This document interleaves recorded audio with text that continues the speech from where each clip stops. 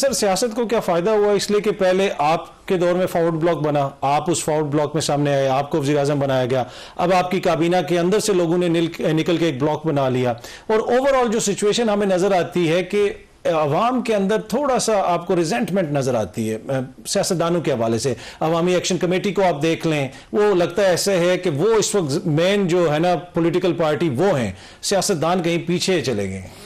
अच्छा, गुजारिश है यहाँ मैं थोड़ा सा मैं जुज़वी तौर पर आपसे इख्तिलाफ करूँगा कि जब आप किसी भी जत्थे की पॉलिटिक्स की बात करते हैं ना तो वो सस्टेनेबल नहीं होता। मसलन आपके पास पाकिस्तान में इस्लामाबाद में कितने जत्थे आए, तरीक़े लब्बैक से लेकर कादरी साहब का, खान साहब का, लेकिन 24 करोड़ अवाम के मुल्क को अगर इस्लामाबाद में आप 50,000 या लाख बंदा ले आएँ तो ये मुल्क तो ये शहर मफलूज हो जाता है। तो जब शहर मफलूज हो जाता है, दारुल हुकूमत है, तो लगता है जी कि जत्था जो है वो प्रिवेल कर रहा है। जत्था प्रिवेल नहीं करता, उसकी एक अपनी कैफियत है, उसकी अपनी नफ्सियात हैं।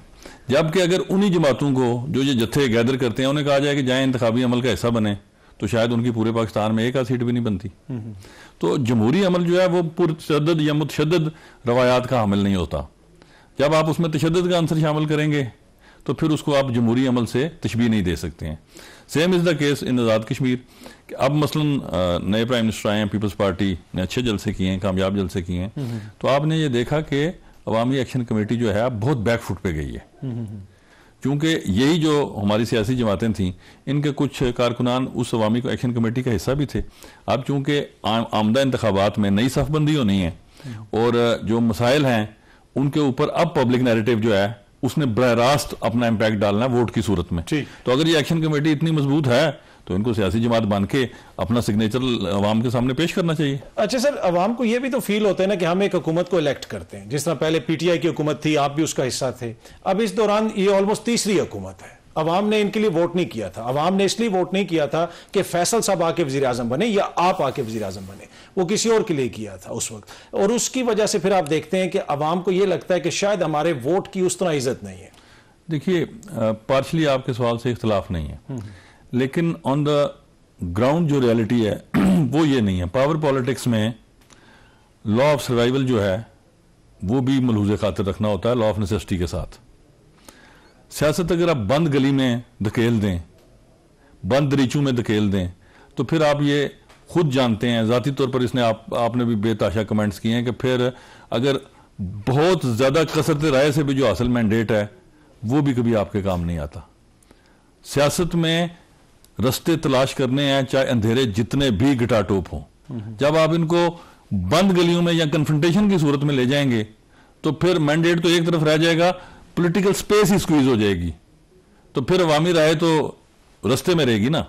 तो सियासी कारकुन का काम क्या है कि रास्ते तलाश करने हैं, चाहे जितना भी जबर का माहौल हो, खौफ का माहौल हो या ना भी हो। एक तासुर है ना आजाद कश्मीर में अवाम के अंदर के मरकज में जिसकी हुकूमत आती है वो अपनी मर्जी का वजीर आजम ले आते हैं। माजी में नून लीग आई, पीपल्स पार्टी आई, पीटीआई आई, जो भी आते हैं वो अपनी मर्जी का वजीर आजम लेके आते हैं, मुदाखलत करते हैं। तो ये मुदाखलत की बात तो वैसे पाकिस्तानी सियासत में भी होती है, लेकिन आजाद कश्मीर में ये जो मुदाखलत होती है इसका ओवर द ईयर्स आपको फायदा हुआ या नुकसान हुआ? देखिए, ये हाइपोथेटिकली तो ये इसलिए भी कोई इतनी इमोरल बात नहीं है कि मसलन यहाँ पे अगर आपकी सेंट्रल गवर्नमेंट है तो पंजाब में गवर्नमेंट है, उसका फायदा है ना पंजाब गवर्नमेंट को कि फंड में चलती हुई गवर्नमेंट को गिरा देना है, बीच में से एक फॉरवर्ड ब्लॉक बना लेना, हॉर्स ट्रेडिंग करना, इस तरह के इल्जामात लगना। देखिए ये अच्छा, तो गुजारिश ये है कि आप जब आज़ाद कश्मीर की बात करते हैं तो आप हमें पाकिस्तान की पॉलिटिक्स से अलग करके क्यों पढ़ते हैं? We are not living on island. हम भी बहुत सारे मामलात में, बल्कि 99% मामलात में पॉलिटिकल कल्चर के एतबार से, अपनी फाइनेंसिस के एतबार से, रिसोर्सेज के एतबार से पाकिस्तान पे डिपेंडेंट है। तो यहाँ पे झांगा मांगा की दास्तान से लेकर मुख्तलिफ जो फ्लोर क्रॉसिंग के मामला चलते रहे, सारी पार्टीज इसमें शामिल रही हैं। तो पावर पॉलिटिक्स में पॉलिटिकल मोरालिटी नहीं होती। पावर पॉलिटिक्स में आपने पावर को अचीव करना है, वेदर इट्स रॉन्ग और राइट ये तो फिर बड़ी डिबेट है इस पर, लेकिन इक्तदार के हसूल के लिए फिर मोरालिटी को कभी भी मलूज़े खातिर नहीं रखा जाता। फिर डू और डाई की सूरत में आपने इक़्तिदार हासिल करना। जिस तरह आपकी हुकूमत का खात्मा किया गया आप उससे मुतमईन है, आपको कोई गिला शिकवा नहीं? अच्छा, मजे की बात यह है कि मेरी हुकूमत का खात्मा शायद किया नहीं गया, मैंने तो बरमला कहा ना, मैंने अपनी सियासी करबला खुद सजाई। आपने कहा दुनिया की वाहिद अदम एतमाद है कि अदम एतमाद का तो असूल ये है, आपने पंजाब असेंबली में देखा था, अदम एतमाद दायर करने के चक्कर में सेक्रेटरी असेंबली जाता रहा था, वही फिर पता नहीं कितने ऐसे बाद मंजर आम पे आया। तो अगर सिटिंग प्राइम मिनिस्टर को ये पता चल जाए कि मेरे खिलाफ अदम एतमाद की तहरीक आ रही है तो असेंबली डिसॉल्व कर दे कि मैं तो जा रहा हूं, हम तो डूबे हैं सनम, सबको लेकर डूबते हैं। जबकि यहां ऐसी कैफियत नहीं थी। मेरी ये शऊरी राय थी कि जिस ऐवान ने मुझे मुंतखब किया, जैसा भी है, मैं उसकी मॉरल एथिक्स पे बात ही नहीं कर रहा, उसी ऐवान ने मुझे बतौर प्राइम मिनिस्टर जन्म दिया। अब मैं अपने पाव गोश के लिए पूरा ऐवान ज़बह कर दूं, पूरे ऐवान की भैंस मार दूं, दिस इज नो गुड। मुझे पॉलिटिकल सिस्टम को सस्टेनेबिलिटी की तरफ धकेलने के लिए अपने आप को बाइज्जत और बावकार तरीके से ऐवान से रुखसती लेनी चाहिए और जिनके पास शख्सियत है उनको मौका देना चाहिए कि शायद वो मुझसे बेहतर डिलीवर कर लें। प्रॉब्लम क्या पाकिस्तान और आज़ाद कश्मीर का एक कि फर्द जो है वो ही अंजुमन है, वो ही फैसला साज है और वो ही निज़ाम है। अच्छा, सियासतदानों के अंदर जब ये सोच पैदा हो तो ये बाइस हलाकत है। अच्छा, इस वक्त जो हुकूमत है, क्या आप उनके साथ ताउन कर रहे हैं? आप अपोजिशन में बैठे हुए हैं, किस जगह पे? इसलिए कि ये तो आप ही के साथी थे जो इस वक्त इक़्तिदार में, तो आप किधर हैं? हुकूमत में हैं, अपोजिशन में हैं, किस जगह? देखिए, हम तो बाज़ाब्ता तौर पे अपोजिशन में हैं, क्योंकि मुझे तो चूंकि इक़्तिदार से मैंने रुखसती हासिल की और मेरे खिलाफ अदम एतमाद की तारीख कामयाब हुई और उसको मैंने बड़ी मुश्किल से, और वो आपकी काबीना के मेंबर है ना जो अभी वज़ीर-ए-आज़म बने। Exactly. जी, जहां तक ऑपोजिशन का सवाल है, आज़ाद कश्मीर में हमने एक नई रवायत डाली ठीक कि अगर फर्द जा रहा है तो निज़ाम को लपेटने की कतई ज़रूरत नहीं है, या बिलो द बेल्ट आपको जुमलाबाजी या इल्ज़ामबाजी भी करने की ज़रूरत नहीं है। जिस निज़ाम का मैं हिस्सा था उसकी गालिब अक्सरियत ने कहा कि हमें मौका दिया जाए, फलां आदमी को मौका दिया जाए, दे दिया।